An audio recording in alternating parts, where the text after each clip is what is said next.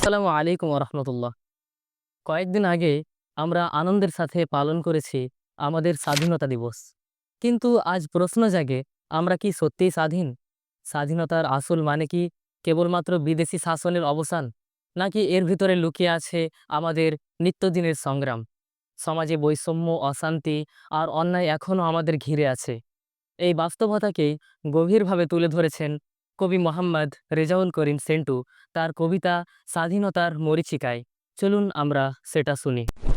আগে রাজা মহারাজা করত শাসন দেশ, এখনও তো নেতামন্ত্রী শাসন করে বেশ। দেশ বৈদেশিক শাসন হতে মুক্ত হলো বেশ, আজও পরাধীনের কোনো কেটেছে কি রেশ? রাজাদের জমিদারের ছিল কত ধন, দেশের সম্পদ লুটে নিয়ে ফেরার কতজন।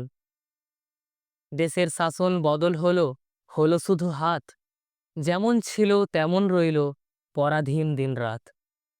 পরাধীনের শিকল বেড়ি যেমন ছিল ভাই, আজও আছে কোষে পরা, একটুও ঢিলা নাই।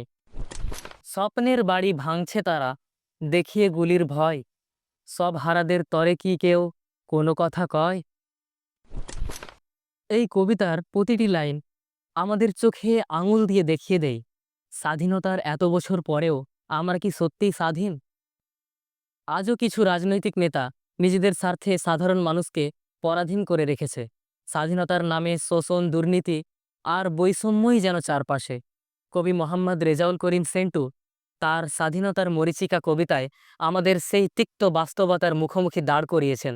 আসুন আমরা সত্যিকারের স্বাধীনতার স্বপ্ন বাস্তবায়নে একসাথে লড়াই করি। আসসালামু আলাইকুম আ রহমতুল্লাহ।